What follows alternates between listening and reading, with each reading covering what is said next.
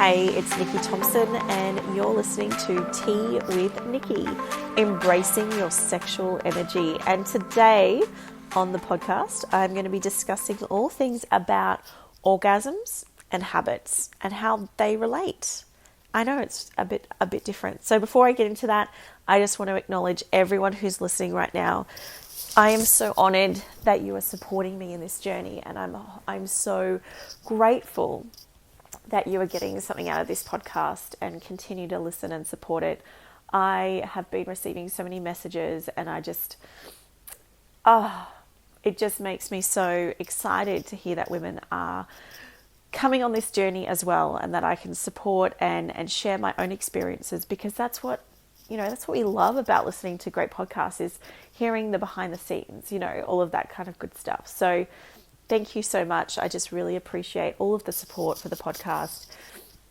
It's been overwhelming. I'm just so excited how many people are listening to it. So this episode is all about orgasms and habits and how they really relate to each other. So if you've been following me on social media, you know that I've spoken about this before, but the key link between orgasms and habits is that when we are tapping into our sexual side, aka through our orgasms, we're able to really tune into our core, our intuition, our true self, and understand who we are and what we really want, rather than listening to all of the messages that are coming in from friends, family, partners, social media, the media, everywhere else, which is telling us what we should be doing. We tap into our sexual side through orgasm and through other kind of processes, and can listen to our true self, listen to our intuition, listen to what we really want. And from there, we can then create the habits that we really want to be sticking to. When we do it in a different way, like a typical way, where we I'm going to set these goals, and they're usually from a place of fear.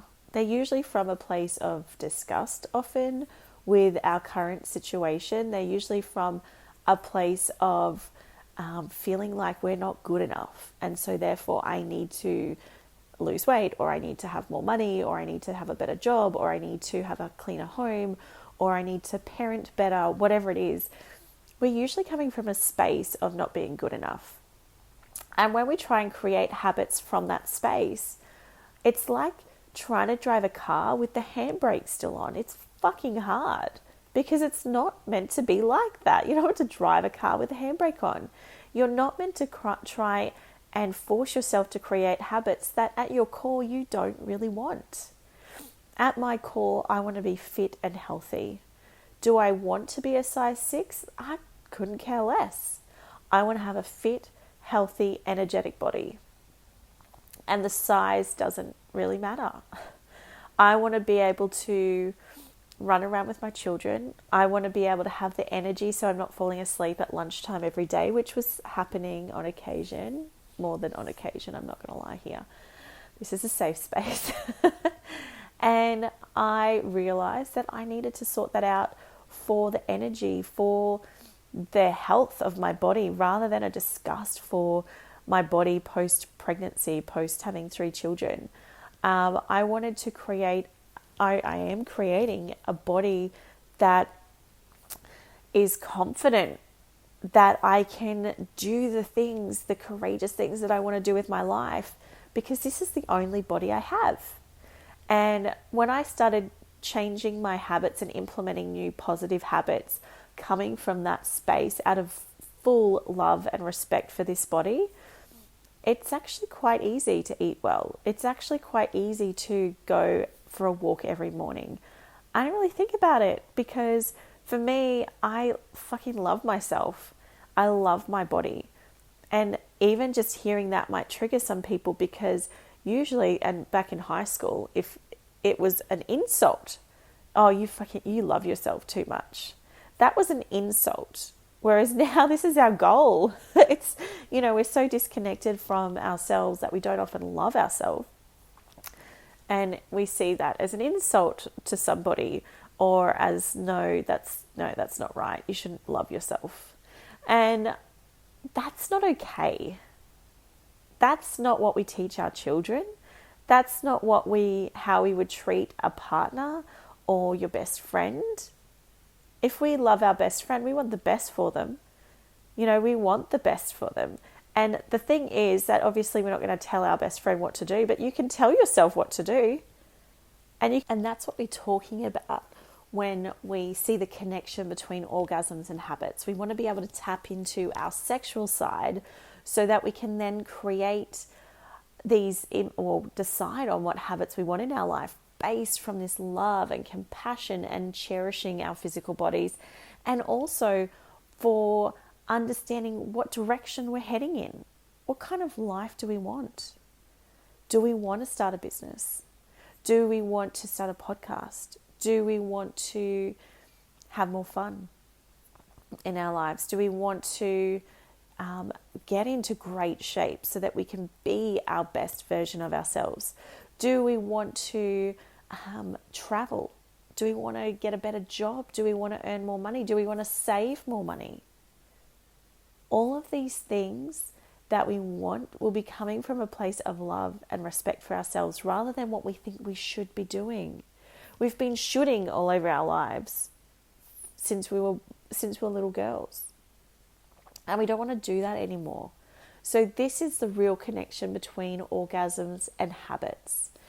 And I want you to start to think about, what kind of habits have you tried to implement in the past that you've just really struggled with? Were they habits that you really wanted? And if they were habits that you really wanted and you did struggle, what was the block? So that's the next part I wanted to talk to you about today, is that we always have these beliefs in our we always have these beliefs in our mind, whether they're positive, negative, whatever. There's always beliefs there, and we may or may not be aware of them. But these beliefs can stop us from living the life we really want, because they can create this kind of imaginary story in our mind that something terrible might happen if we do this. So, for example, this is a crazy belief, but it's one I had for a really long time, and I wasn't really aware of it until I did this meditation practice, and it kind of all came up. But one of the things, I remember reading an article when I was younger about Bill Gates and his family, and how he had to build like a bunker, like a safety bunker in his house in case someone tried to steal his children in exchange for ransom money. And I remember hearing that and was absolutely shocked. I didn't know really rich people were, people would try and take their children for ransom. And over the years, I've watched some movies that kind of, went into that a bit more as well, and gave examples, especially in, Mexico and other countries. And it scared the shit out of me, to the point that when I had children, I was scared to have money, because I was scared that someone would take my children in exchange for that. And this was a belief that I know is unrealistic, and it's also one that has held me back. And until I broke it down and realized, hang on a second, that's not necessarily the case. And also that's not necessarily the case here in Australia. And also I think it only applies when you have billions and billions of dollars. And right at this point, I'm not really at risk of that situation. So that belief held me back, to the point that it was having a lot of impact on my own financial situation, where I just unconsciously wouldn't save much money. And then I also have beliefs from childhood. We take on beliefs of how our parents handled money, and we never spoke about money. And so that was another thing that I felt like it was a negative thing. We shouldn't speak about it. We don't speak about money. You don't speak about politics. You don't speak about religion. You don't speak about sex. And all of those things I didn't really know much about until I became an adult and started having to explore it. But these are conversations we should be having with our children, especially when it comes to sex. There is obviously reasonable ages, like appropriateness of content and of conversation. But from a very young age, we should be naming their body parts with the correct names: penis, vagina, breasts, bum, those things, rather than a whole range of names that people can come up with, because it creates that negative belief that this is wrong. And that's not what we want to ingrain into our children, but it's also something we need to start to reflect on in ourselves. So if there is a habit you've been trying to implement, perhaps it's around your health and wellness, and you really, really, really, really, really do want this, but you just can't seem to stick to it. You need to start to break down those beliefs. What is it that's holding you back? What belief do you have that in your mind would put you in danger if you were actually to achieve that habit? So another belief, and this is from a friend of mine who dealt with some sexual trauma when she was younger, in her teens, and the idea of losing weight in her mind, and she wasn't aware of this belief, meant that she would actually be at a higher risk of having another incident happen, which means that it's an ongoing challenge to lose weight, because her mind is like, no, we can't lose weight, otherwise this bad thing is going to happen. And so that's something that she needs to work on. And it might be an ongoing challenge, because some beliefs are so deep and so raw and so full on that it's not just going to be like, oh, I know this belief. Oh, well, that's just silly. I don't need to think that anymore, and I'm just going to move on. It doesn't really work like that. There's so many strategies that you could use. Meditation is a great one. Another one is tapping. So emotional freedom technique, and it's one I use not as regularly as I'd like to, but it's definitely one that has helped me through some very negative beliefs. And if you want some free resources on tapping, I can send you the link for that. Just send me a message and I'll get you some really interesting content.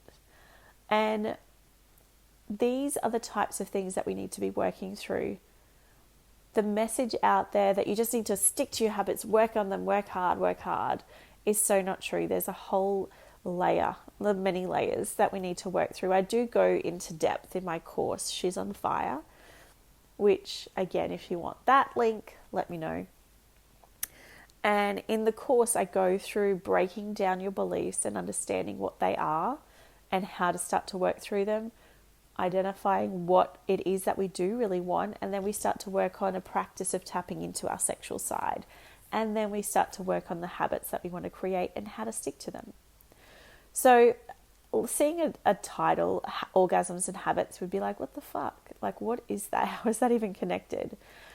As you can see, it's not about some crazed, horny person just going at it all the time. It's a deeper message. It's a deeper practice that can allow us to really connect with our physical selves.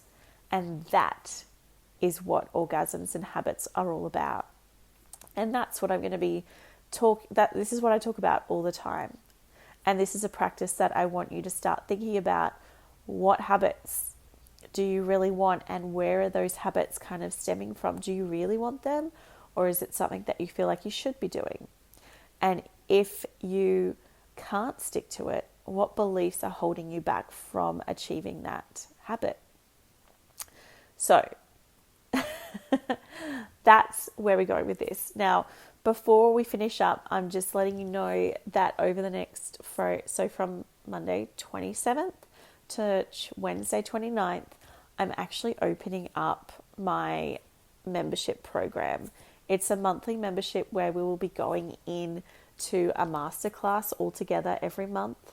We'll have a monthly challenge, which will be dedicated to focusing on different areas of all of the things that we've been talking about today, tapping into your sexual energy, identifying the beliefs, breaking those down, or like working out habits and how to get them into your life and how to stick to them, getting organized and organizing your external environment so that we can take care of our internal environment. So all of this is a monthly membership to join a tribe of women that will be having a lot of fun, that will be learning a lot and starting to embrace this new journey. And this is the first time it's being opened, which is really exciting. And that's why we have a foundational membership. So normally it will be $50 per month, which I still think is amazing value. We're going to have a monthly masterclass. We'll have 3 live sessions a month on top of that, which you'll be able to watch live, join in live, or watch the recording. We'll have our monthly challenge, which will help you on this journey for your life. And at the moment for this foundation price, only open for the 3 days. So from the 27th to the 29th of July, you could join in for $25 per month. So if you are ready to join in, you'll also get some bonuses of mine. So I've put together a training all about how to organize your external environment. And I'll also be doing an exclusive small group chat with everyone via Zoom. So we can actually chat. We'll have a cup of tea together and it'll be a lot of fun. And if you are close by, you could even come and join in. We could do it at a cafe and we can all join in there. So this is called Orgasms and Habits monthly membership. And you can get the link from me. Just send me a message if you're really interested. We'll be opening it up only for these 3 days. And then I will look at future openings later on in the year. But if you are really keen to join in, just send me a message, reply to any emails you might have from me, come and join me on social media. I'll put the link on how you can join with me on social media below this video, below the episode.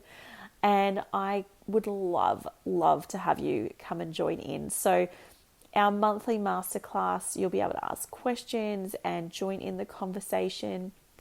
And the group is a very supportive group of women. We're going to be talking about all of the things that are on our minds, all of the things that we've really wanted to be talking about, starting to explore our own journey, and it's going to be a lot of fun. So if you want to join in, send me a message and I will send you the link. Now remember, it's only until the 29th of July, that night, and then after that it will be closed. And you will be able to join later in this year, but it won't be at the foundational price. So once you get the foundational price, it'll be locked in at that price for your entire membership, however long you stick around for. And I would love to help you on this journey. So let me know if you want to come and join in. I can't wait to have this beautiful tribe of women having these conversations that we're all ready to have now. All right. I hope you have an amazing week and I'll speak to you next week. Bye.